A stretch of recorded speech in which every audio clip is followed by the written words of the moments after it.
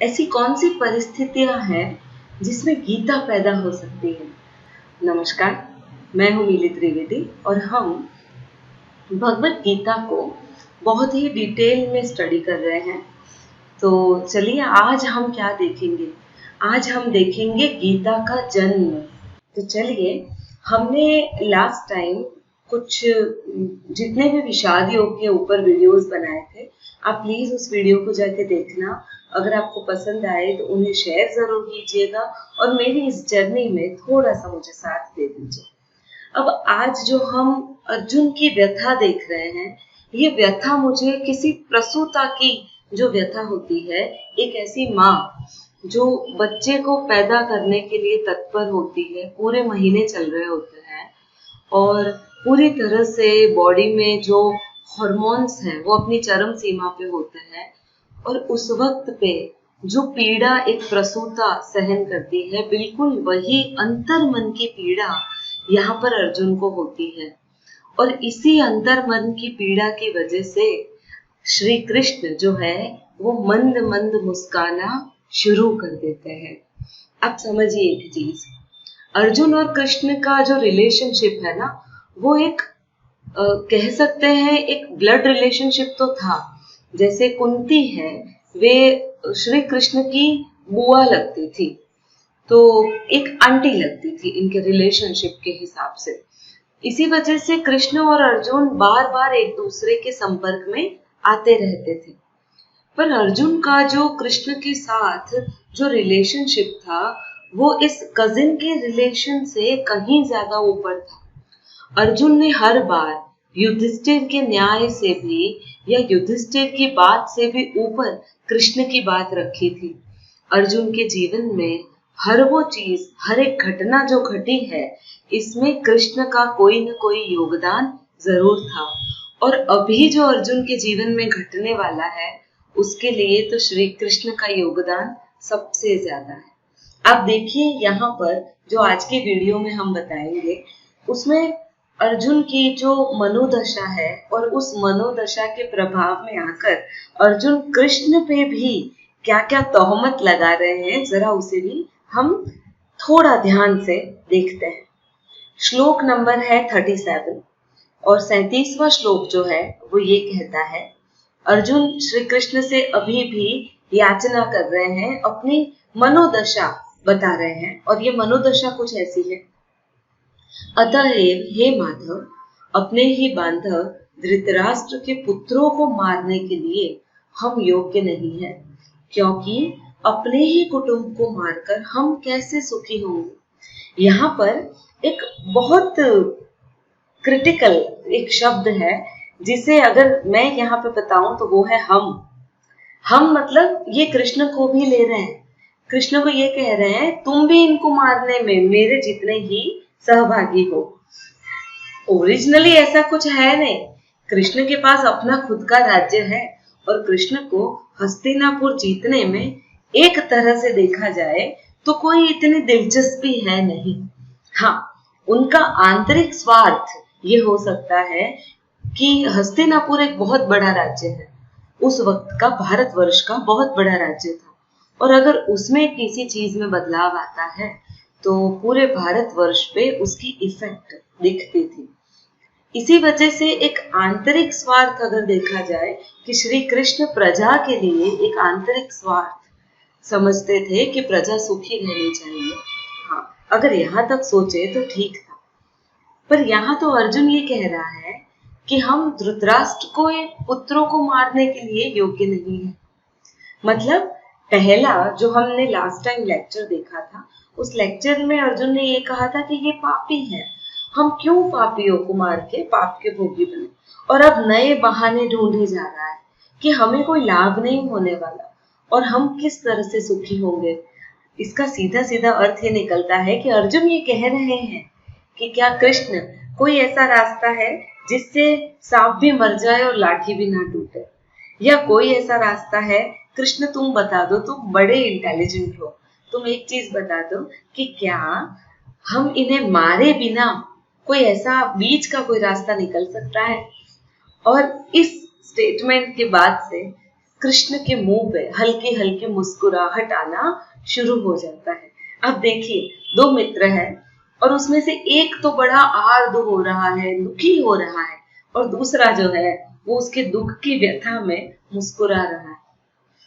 तो ये चीज बड़ी समझने की है। चलिए दूसरे श्लोक देखते हैं। ये है श्लोक नंबर 38 और 49। श्लोक कुछ ऐसे है।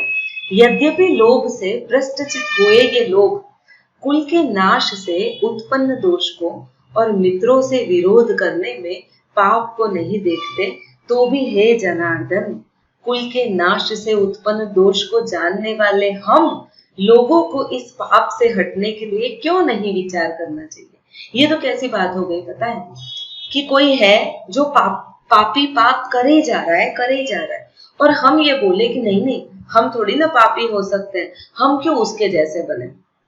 ये जनरली बहुत प्रचलित है कि कोई बुरा हो तो क्या बुरा बन जाए। पर आप सोचिए, हम अगर एक एग्जाम्पल ले, ये मैंने आचार्य प्रशांत के वीडियो में से सुना था और ये कोट मुझे बड़ा पसंद आ गया। उन्होंने कुछ ऐसा कहा कि एक तरफ राम है और एक तरफ रावण है। रावण भी युद्ध कर रहा है, राम भी युद्ध कर रहा है, रावण भी बाण चला रहा है, राम भी बाण चला रहे हैं। तो क्या रावण और राम एक ही भूमि पर है? क्या एक ही सतह पर है या एक ही लेवल पर है? नहीं, रावण जो है वो अधर्म से युद्ध कर रहा था और राम जो है वो जो युद्ध कर रहे थे वे धर्म से युद्ध कर रहे थे। वे धर्म की जगह पे खड़े रहकर युद्ध कर रहे थे। इसका सीधा सीधा मतलब ये निकलता है, कर्म को इतना इंपॉर्टेंस नहीं देना चाहिए जितना कर्ता को देना जरूरी है। कर्ता कौन कर रहा है ये देखना भी उतना ही ज्यादा इंपॉर्टेंट है। बहुत ज्यादा अहिंसा को तवज्जो नहीं देना है। अहिंसा को तवज्जो आप तभी दे सकते हैं, अहिंसा को मान तभी दे सकते हैं जब आप के सामने कोई अहिंसक व्यक्ति हो। तो ये बहुत सीधी सी चीज है। यहाँ पर अर्जुन बस अब मीठी मीठी लोभ की और क्षोभ की बातें कर रहे हैं कि उसे पता है सामने वाले लोग बुरे हैं, पर क्या हम भी उनके जैसे बुरे हो जाए? क्या हम भी लड़े? वो तो हम पे मारने पे उतारू हैं, क्या हम भी मारे? क्या हम भी इतने बुरे बन जाए? हम दया ना रखें? कृष्ण को और हंसी आ गई होगी अर्जुन की इसी बात पर। आगे देखते हैं कौन सा श्लोक कहा इन्होंने। आगे ये कहा, कुल के नाश से सनातन कुल धर्म नष्ट हो जाता है और धर्म का नाश हो जाने पर संपूर्ण कुल में पाप बहुत फैल जाता है।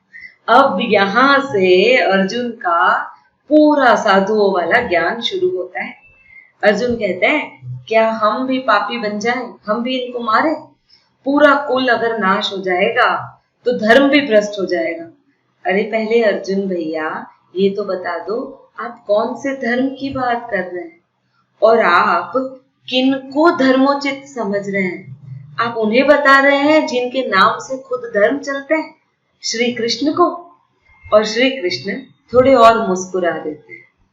अर्जुन की ये बातें जो है, मुझे ऐसा लगता है कि ब्राह्मणों को सबसे ज्यादा प्रभावित करती है, क्षत्रियों को कम करेगी, ये ब्राह्मणों को बहुत प्रभावित करेगी। और यही जो अध्याय है ना, इसी अध्याय का जो कहते हैं एग्जाम्पल दे देकर जो सो कॉल्ड ब्राह्मण के गुरु वगैरह होता है ना, वो पैसे ऐठवाने का काम करता है, या तो फिर ऐसा कहूं कि खूब ज्यादा लोगों को उल्लू बनाने का काम करते हैं। तो ये चीज थोड़ी सी डिटेल में समझनी चाहिए और मुझे भी इन चीजों को समझने में करीब करीब 3 दिन लग गए। कुल मिला के 11 श्लोक हैं उनको समझने में। चलिए आगे और देखते हैं। अर्जुन 41वें श्लोक में कहते हैं, हे कृष्ण, पाप के अधिक बढ़ जाने से कुल की स्त्रियां अत्यंत दूषित हो जाती हैं और वार्ष्णेय स्त्रियों के दूषित हो जाने पर वर्ण शंकर उत्पन्न होते हैं। अब चलिए थोड़ा हिस्ट्री सर्च करते हैं। आपको पता है अर्जुन किसकी संतान है? ऑफ कोर्स पता होगा, भगवत गीता सुन रहे हैं। अर्जुन है कुंती और राजा पांडु। नहीं, राजा पांडु नहीं, कुंती को श्लोक से किसी देवता को बुलाने की अनुमति थी और उन्होंने भगवान इंद्र की उपासना की थी और तब भगवान इंद्र ने उन्हें अर्जुन दिए थे। मतलब बेसिकली अर्जुन पांडु पुत्र नहीं है। इससे थोड़ा और आगे देखते हैं, पांडु किसके पुत्र हैं? तो अगर आपको महाभारत अच्छे से याद हो तो राजा भरत के मुंह बोले पुत्र शांतनु की दूसरी पत्नी, जिनका नाम था पुराना नाम था मत्स्यगंधा और नया नाम था सत्यवती। सत्यवती के दो पुत्र थे, एक थे चित्रांगद और दूसरे थे विचित्रवीर्य। चित्रांगद की हत्या कर दी थी एक गांधर्व ने और विचित्रवीर्य ने दो कन्याओं से शादी की थी। अब जिन दो कन्याओं से उनकी शादी हुई थी, उनकी शादी के उपरांत उन्हें कोई संतान नहीं थे और विचित्रवीर्य किसी बीमारी की वजह से उनकी मृत्यु हो गई थी। अब सत्यवती ने वेद व्यास को बुलाया था और वेद व्यास से उनकी दोनों रानियां और साथ में एक दासी, तीनों को पुत्र संतान की प्राप्ति हुई थी। और जो बड़ी रानी थी उससे प्राप्त हुए धृतराष्ट्र, जबकि बड़ी रानी थोड़ा डर गई थी, इस वजह से अंधा पुत्र पैदा हुआ। दूसरी जो रानी थी वो भी डर गई थी, इस वजह से पांडु, जो शारीरिक तौर पे थोड़े से निर्बल थे, वो पैदा हुए। और तीसरी जो दासी थी उससे विदुर पैदा हुआ। तो एक तरह से देखा जाए तो इनका क्लैन जो है वह क्लैन भी जो कुरु वंश कहा जाता है, ये वंश भी कहीं न कहीं दूसरे से उत्पन्न की हुई संतानों का एक मेलझोल है। अगर आप महाभारत ढंग से पढ़े तो, और उस समय में रानियों को अगर राजा से संतान प्राप्त नहीं होती थी तो ऋषि से संतान प्राप्त करने की पूरी अनुमति हुआ करती थी। तो बेसिकली ये भी पूर्ण तरह से क्षत्रिय नहीं है, आधे हैं ये लोग ऋषि और आधे हैं ये लोग क्षत्रिय। अब थोड़ा और आगे जाते हैं, तो अब ये कहते हैं स्त्रियां दूषित हो जाएगी। तो यहां पर ये जो बात कर रहे हैं ना, ये सिंपल सा एक बहाना दे रहे हैं। अर्जुन को भी पता है कि उनका पूरा जो वंश है वो किस तरह से चल रहा है और आगे जाके भी क्या सही में स्त्रियों को दूषित होने के लिए क्या यही चीज रिस्पॉन्सिबल है। अभी तो अर्जुन शायद ये भी कह दे कि बच्चों के भी माता पिता गुजर जाएंगे तो बच्चों को कौन संभालेगा। अरे देखिए, अर्जुन जिस तरह से पैदा हुए थे और अर्जुन की जो शुरुआती तौर पर शुरुआत में जो उनका कहते हैं पालन पोषण हुआ था, उसमें उन्हें युद्ध ही सिखाया गया था और अर्जुन नखशिख एक क्षत्रिय थे, युद्ध करने में जरा भी डरते नहीं थे।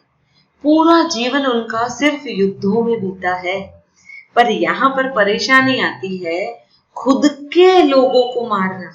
अगर यहीं पर कोई और क्षत्रिय होता, कोई और होता जो उनके ब्लड रिलेशन में नहीं आता, तो अर्जुन बाणों की वर्षा कर देते, कई लोगों को मृत्यु के घाट उतार देते, तब उनको किसी स्त्री का, किसी पुत्र का कोई ख्याल नहीं आता। पर यहाँ खुद की फैमिली है ना, इस वजह से अर्जुन डावाडोल हो गए, वे थोड़े से रिजु हैं इस वजह से। कृष्ण थोड़ा और मुस्कुराते हैं। कृष्ण को अर्जुन का अहंकार, अर्जुन का मोह साफ साफ नजर आने लगा है। अब थोड़ा और अर्जुन आगे बढ़ते हैं और सुनते हैं हम कि वो क्या बोल रहे हैं। अर्जुन कह रहे हैं और आगे, वर्ण शंकर कुल घातियों को और कुल को नरक में ले जाने के लिए ही होता है। मतलब ये बोल रहे हैं कि अगर वर्ण शंकर प्रजा उत्पन्न होगी तो कुल पूरा कहाँ चला जाएगा? नरक में। लुप्त हुई पिंड और जल की क्रिया वाले अर्थात श्राद्ध और तर्पण से वंचित इनके पितर लोग भी अधोगति को प्राप्त होते हैं। अब ये क्या ब्राह्मण, अर्जुन का तो ब्राह्मणों का संस्कार ही नहीं था। अभी अर्जुन कहेंगे कि मैंने सुना है। ये जो स्टेटमेंट है ना, इस स्टेटमेंट पे पुराने पुराने समय में ब्राह्मणों ने खूब लूटा है लोगों को। हाँ, मैं एक ब्राह्मण हूँ, उसके बावजूद ये चीज बोल रही हूँ। हमेशा ये मैंने खुद ने महसूस किया है। आपकी उन्नति, आपकी गति, आपकी अधोगति सिर्फ आप पे निर्भर है। आपको कोई पिंड देता है या नहीं देता है, वह उसकी खुद की इच्छा है।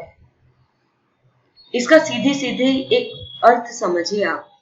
अगर आपने पूरे जीवन में कोई अच्छा काम नहीं किया है, आपके पीछे चाहे कितने ही तर्पण करे जाएं, चाहे कितने ही अच्छे काम करे जाएं या दान धर्म करे जाएं, आप पर उसका कोई प्रभाव नहीं होगा। आपकी आत्मा की गति आप ही के कर्मों का प्रतिबिंब होगा।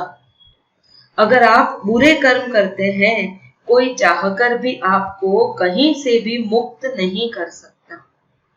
अगर आप सही और अच्छे कर्म करते हैं, तो आपके पुत्र आपको पिंडदान करे या ना करे, आपकी गति जैसे होनी होती है वैसे ही होती है।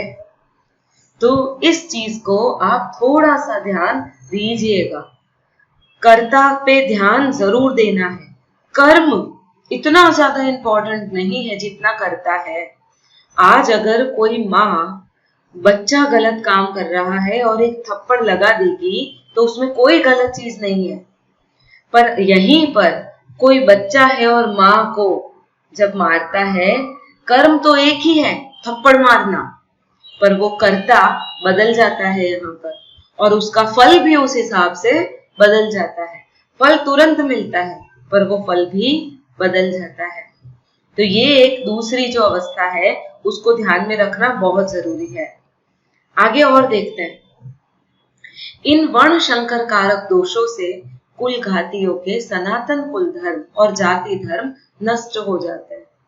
सनातन कुल धर्म क्या, जाति धर्म क्या, और कौन सी चीज ऐसी है जो नष्ट कर सकता है।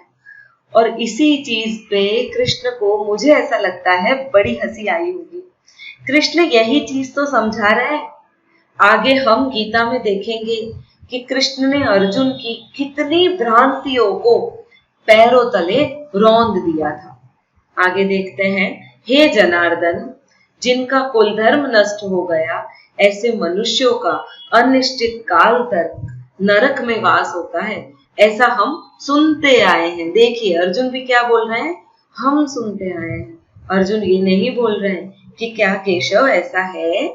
अर्जुन ने सवाल नहीं किया, अर्जुन ने तो सीधा सीधा बोल दिया, कैसा हमने सुना है कि पूरा कुल और पूरा धर्म नष्ट हो जाता है अगर लोग मर जाते हैं और वर्ण शंकर प्रजा उत्पन्न होती है। कृष्ण इसको और तोड़ेंगे, कृष्ण इसका अहम तोड़ेंगे, कृष्ण इसको समझाएंगे कि तुम कितने झूठे वादे कर रहे हो, कितना झूठ बोल रहे हो। हमेशा मैंने भी ये चीज महसूस की है, आगे कृष्ण भी बोलेंगे, और ये मेरा खुद का अनुभव है। आप झूठ को कभी नहीं पकड़ सकते। झूठ अपने आप को सच साबित करने के लिए कई कुतर्क दे सकता है, पर झूठ हमेशा झूठ ही रहता है। आप हमेशा उसके अंश को देख सकते हैं, आप बीज को देख सकते हैं, आप कुतर्कों को नहीं पकड़ सकते। और अगर आप कुतर्क को पकड़ने की कोशिश भी करेंगे तो भी होगा ऐसा कि अंत में आप ही हारेंगे, क्योंकि झूठ अपना रास्ता आसानी से निकाल लेता है, क्योंकि एक कुतर्क के साथ दूसरा कुतर्क होता ही है। इसी वजह से केशव अभी सिर्फ मुस्कुरा रहे हैं। आप मुझे एक बात बताइए, स्वर्ग और नर्क क्या है? फिजिकल लेवल पर स्वर्ग या नर्क नहीं है। आप अगर अवकाश में चले जाएंगे तो आपको कहीं पे भी स्वर्ग नहीं दिखेगा, कहीं पे भी नर्क नहीं दिखने वाला। हमेशा स्वर्ग और नर्क जो है वो आपके मन की अवस्थाओं को रिप्रेजेंट करता है। चलिए एक और एग्जांपल देती हूँ। सपोज आपके बहुत नियर एंड डियर वंस हैं और उसका कोई ऑपरेशन हो रहा है। अब क्या होगा, वो जो ऑपरेशन अगर 2 घंटे चलने वाला है, तो वो जो 2 घंटे है ना, हमारे वो न जाने कितना लंबा चलता रहता है। काफी बार तो 2-2, 3-3 घड़ियां ऐसी लगती है जैसे सालों बीत गए। उसे कहते हैं नरक की यात्रा। और अगर कोई हमारा बड़ा प्यारा हो, जो बड़ा खुश हो, नन्हा मुन्ना, जैसे कोई छोटा सा बच्चा है और हम उसके साथ खेल रहे हैं, 2 घंटे मानो ऐसे लगेंगे 2 मिनट जैसे गुजर जाएंगे। अगर आपके कोई परम मित्र हो और आप उसके साथ बातों में लगे हैं, जो कई वक्त के बाद आपको मिले, तो 2 दिन भी ऐसे बीतेंगे जैसे 2 पल बीत गए। तो स्वर्ग और नर्क जो है वो आपके मन की अवस्थाएं हैं। और यहाँ पर अर्जुन उसी अवस्थाओं का वर्णन कृष्ण से कर रहे हैं। आगे और देखते हैं। बस 2 श्लोक और हम लेंगे, बाकी बात हम कल करेंगे। हाँ, शोक। हम लोग बुद्धिमान होकर भी महान पाप करने को तैयार हो गए, जो राज्य और सुख के लोभ से स्वजनों को मारने के लिए उद्धत हो गए हैं। यहाँ पर कृष्ण को पता है कि लोभ इनको राज्य और सुख का नहीं है, यहाँ इनको प्रजा की पड़ी है। अगर हम कृष्ण का देखें तो कृष्ण को यहाँ पर प्रजा का सुख दिख रहा है। पर हाँ, अर्जुन, युधिष्ठिर, इन सब की बात की जाए ना तो ये दोहरी बातें कर रहे हैं। हमेशा इंसान यही करता है, जो उसे चाहिए होता है उसके बारे में कम, और जो उसे नहीं चाहिए होता है उसके बारे में ज्यादा बात करता है। अपने आप को बहुत बुद्धिमान बताता है, सच को तो कहीं छुपा देता है और झूठ को दिखाता जाता है। आगे और सुनते हैं अर्जुन की व्यथा। यदि मुझ शस्त्र रहित एवं सामना करने वाले को शस्त्र हाथ में लिए हुए धृतराष्ट्र के पुत्र रण में मार डाले तो वह मरना भी मेरे लिए अधिक कल्याणकारक होगा। अब यहाँ पर जो अर्जुन है ये मरने को तैयार है। इनको किसी चीज का मोह नहीं है, सिवाय एक के कि वे अपनों को मारना नहीं चाहते, और बहुत आर्द्र हो गए हैं, बहुत ज्यादा मोह में बंध गए हैं और सोच रहे हैं कि मैं मर जाऊं वही अच्छा, चाहे ये लोग मुझे मार डाले वही अच्छा। मतलब कहीं ना कहीं एस्केप ढूंढ रहे हैं, भागना है इनको। और ये कृष्ण से इसीलिए धर्मोचित बात कर रहे हैं क्योंकि ये कृष्ण को बहुत अच्छे से समझते हैं। इन्हें पता है कि अगर धर्म का सहारा लेकर मैं ऐसी ऐसी बातें कृष्ण से बोलूंगा तो कृष्ण फिर कहीं ना कहीं मुझे सपोर्ट कर देंगे, मुझे कह देंगे कि हाँ, भाग जाने में ही बड़ा सुख है, मुझे कह देंगे कि तू चला जा यहाँ से, तू मत लड़, तू लड़ने के अब योग्य नहीं रहा। अगर बिना कुछ बोले ये भाग जाता तो इसे लोग कायर बोलते। अर्जुन कायर तो नहीं था, इसीलिए उसे श्री कृष्ण की अनुमति चाहिए थी। मैं ये बात बहुत लोगों को कहती हूँ। क्या कहती हूँ जरा समझिए।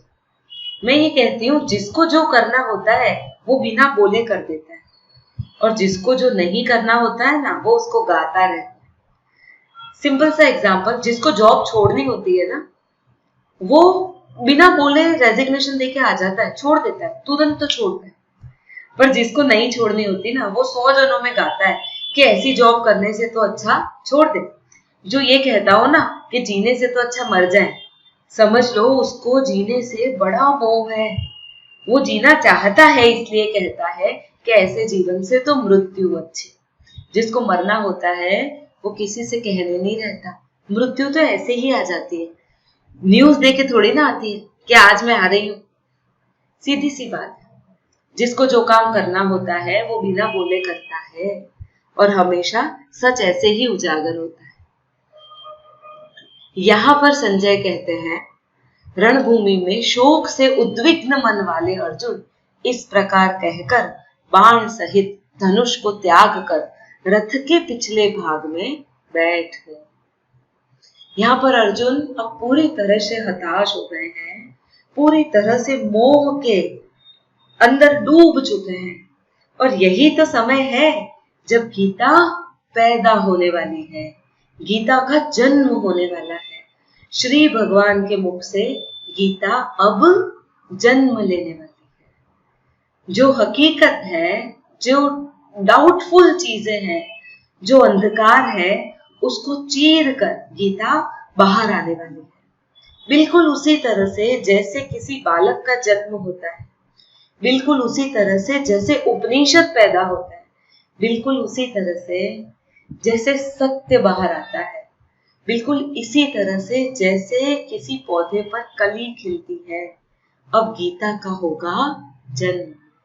तो अब हम देखते हैं गीता कैसे जन्म लेती है और दूसरा अध्याय किस तरह से अर्जुन और कृष्ण का संवाद चलता है, इसे हम देखेंगे कल। अगर आपको मेरा वीडियो पसंद आता है, अगर आप इसको फ्रीक्वेंटली सुनते हैं, तो लाइक और शेयर जरूर कीजिएगा। मेरे वीडियोस अगर आपको पसंद आते हैं तो सब्सक्राइब करना ना भूलिएगा। धन्यवाद।